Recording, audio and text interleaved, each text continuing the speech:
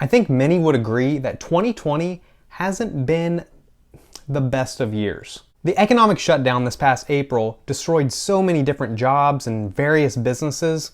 Now, some have bounced back, but many have not. To put this in perspective, the United States had an unemployment rate of 5.75 from 1948 until this past April. In April, the number shot up to 14.7%.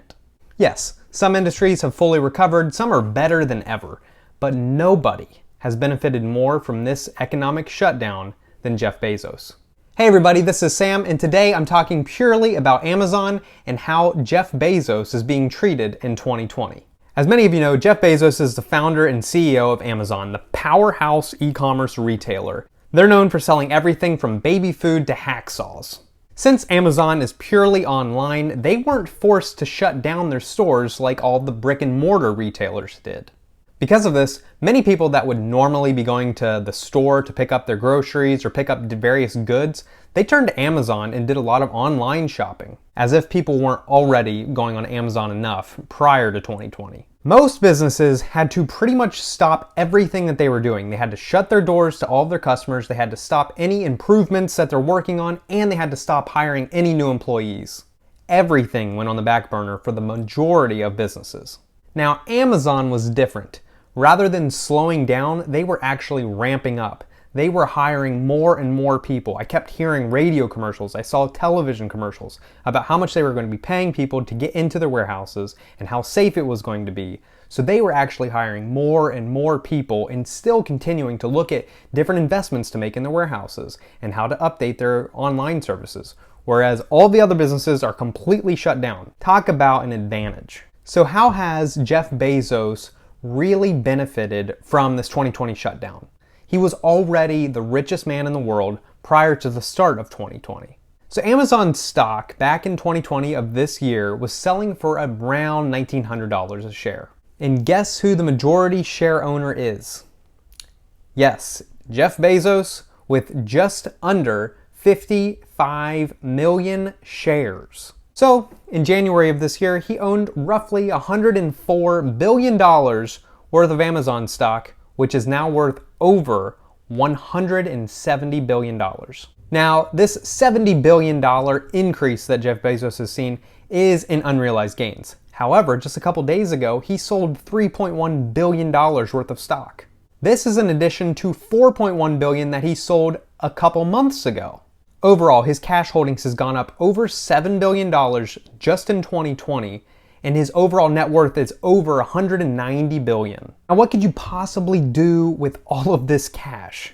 If you were to invest $7 billion into the S&P 500, which that would cause all kinds of problems and it would be a dramatic shift, but say you were able to do it like a normal person, put $7 billion into the S&P and you receive about a 10% interest, which is the overall average, that would bring in $700 million every single year. But that would be too boring for someone like Bezos. When you have that kind of money, you have to do something exciting, something that someone like Elon Musk would approve.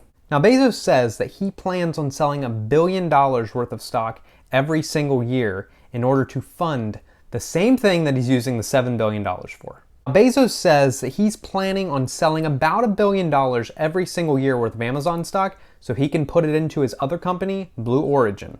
Now, if you're not familiar with Blue Origin, it's a company that Bezos started back in 2000, so it's actually 20 years old, and it is a space traveling company. With funding like this in Blue Origin and Elon Musk's funding of SpaceX, you've got to think that the space race is here to stay. This is a privately funded space race. Like, what kind of world are we living in where you can have the ability to have a privately funded space race? I never thought that anything like that would be possible.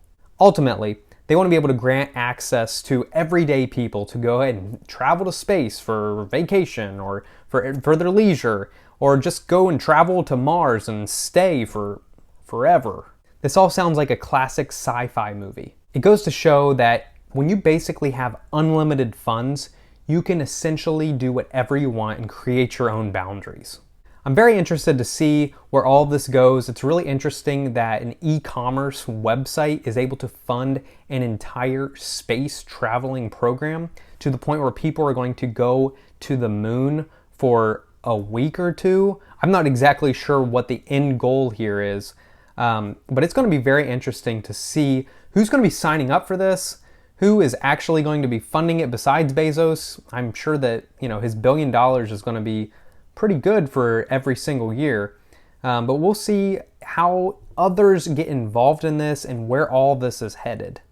I'm also interested to see how Elon Musk reacts to this, and are they ever going to be working together on something like this, or is it all going to be separate? So Jeff Bezos has had a heck of a year. He has made over $70 billion in net worth, and it's just really fascinating to see that someone that has so much money is able to gain so much more. It's truly like the snowball effect, where you start with a small snowball and it rolls down the hill, and all of a sudden it turns into an avalanche. It just goes to show that you need to keep pushing and keep building yourself up and never let off the gas. Now, not saying that you're going to become a billionaire that's going to have $170 billion, but just the small decisions that you make throughout your current day, throughout your current life and your work life, they can make huge benefits to yourself in the future. Specifically speaking to you, the viewer, you can do something for yourself where you can invest right now.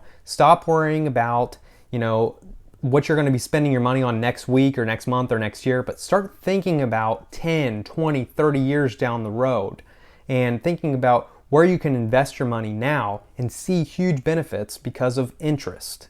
Like I said, if you invest in something just like the S&P 500, you're going to be taking a part of the whole United States economy, and you're going to really see a benefit here. The average over the past 75 years has been about 10%, and this is Warren Buffett's vehicle that he really thinks that people should be investing in. There are also tons of mutual funds. I don't recommend individual stocks.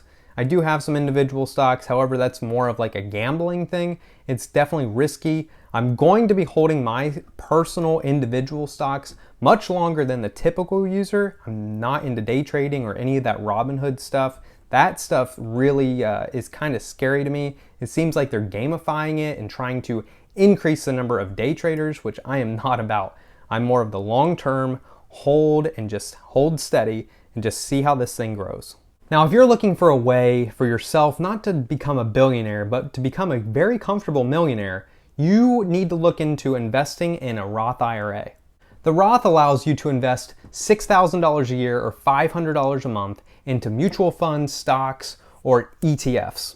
If you choose wisely and you're receiving about a 10% interest, and you do this for 40 years, by the time that you retire at age 60 or whenever that's going to be, you would be worth almost $3 million. This is all due to compound interest. If you get to that point and then you retire, you're not going to be cashing out your $3 million all at once. However, you can pull 8%, 9%, 7%, it doesn't matter, whatever you need to live on. So if you get to that $3 million in your account, it's all going to be tax-free, and say that you're going to be pulling out 8%. This would be $240,000 a year salary. And this, again, is going to be tax-free. The reason for that is because you already pay the taxes up front before it goes into your Roth. Now, the beauty here is that you're not going to be pulling out the 10% that you're actually earning every year. So on average, your account at $3 million would be earning about $300,000 a year. And you're only going to be pulling out $240,000. That means that every single year after you retire, your net worth is going to continue to increase, even though you're pulling out almost $250,000. I really hope that you consider opening a Roth IRA, making some sacrifices right now. Hopefully you can do the $500 every month and just get yourself rolling so that by the time that you're going to be retiring, you're going to be set. I hope that you guys enjoyed this video, and if you did, make sure to like it and also subscribe to the channel. If you have any questions or any thoughts about Jeff Bezos or Amazon or investing in general, please reach out. I'd love to hear from you. I appreciate your time so much, and I look forward to seeing you in the next video.